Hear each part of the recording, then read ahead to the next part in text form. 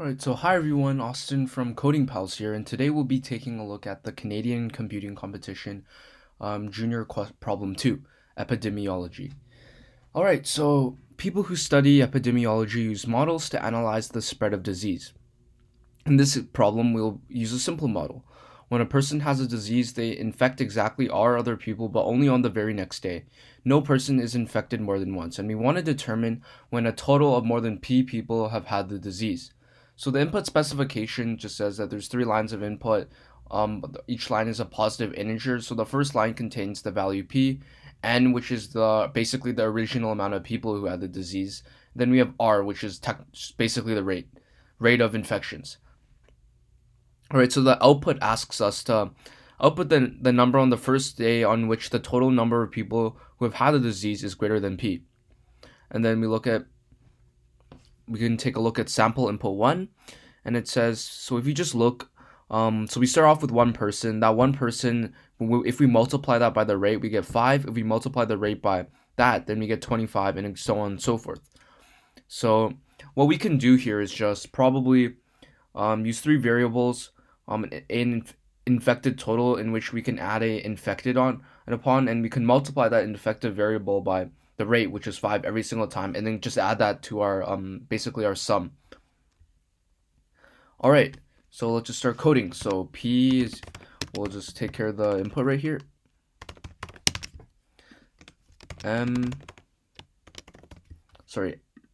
Pretty sure, yeah, it's N input, and then we have R, which is our rate.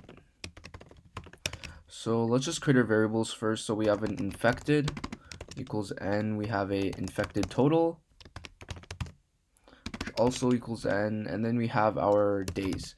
So we create a simple days counter equals 0, and this problem should be able to be solved with just a simple for loop. So for I in range, and if we come back here and we can look at the parameters, it says it's 10 to the 7th, and that's the max of P, so we can just use that. Yeah, so that should suffice.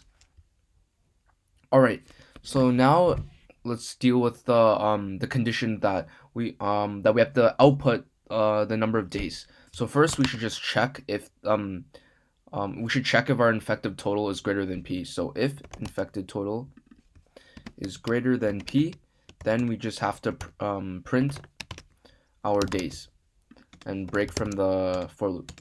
Otherwise, we can just do the calculation. So our infected will just basically equal infected times the rate. And we can just add that, the infected total. We'll add our infected to our infected total, and that'll just give us the sum of everyone who's been affected. And finally, one last thing we have to do is to make sure that we're adding days to our days counter each day that goes by. So days, we can just go plus equal, which is just simplified for days equal to days plus 1. All right, so that should be good. Let's just test the first sample input before we grade it. Run. All right, that works. And yeah, let's just grade it now. So I pre-selected it and submit.